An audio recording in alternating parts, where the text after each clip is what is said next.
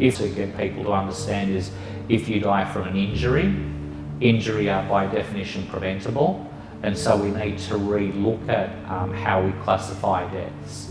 We think it's an underestimate of what's in the coroner's records, because families, nursing homes and doctors generally don't want to report because they feel that the person's suffered enough, and there's nothing to be gained by investigating a death of a 90 or 95-year-old. Yes. They don't think there's any gain in there, and they're wrong, because we know so little, and the research that we've done, most of it's been certainly Australia first and often international first research, using that information, because people have been so fixed that once you get to 70, it's all right to die no matter what it is. Yeah, right. The challenge is trying to understand the connection between the quality of care, the staffing, skill set, resources, and how the facility is managed, and the role of funding in that.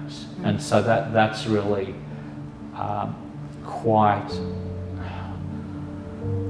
complex, and people I guess these days simplify it to headlines. Yes. And so you get a headline that a resident's been murdered, there's not enough money, no one cares. Whereas to reform aged care requires a whole of government and societal approach, which everyone says is too hard. But we're willing to do that in other areas, and particularly health.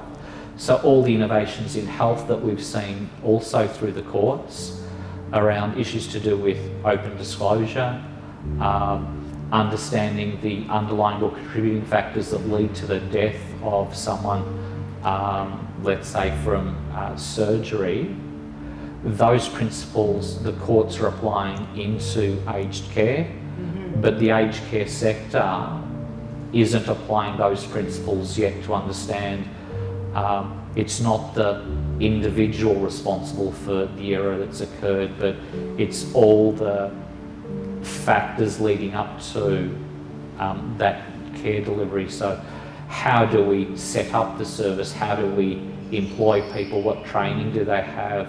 Are they familiar with looking after people with dementia or not? How do they respond when something goes wrong? Are they willing to report it? Do they get punished or rewarded for reporting? Do we act on the information? And then do we reevaluate? So we are probably 10 to 15 years behind in aged care compared to healthcare in looking at that loop.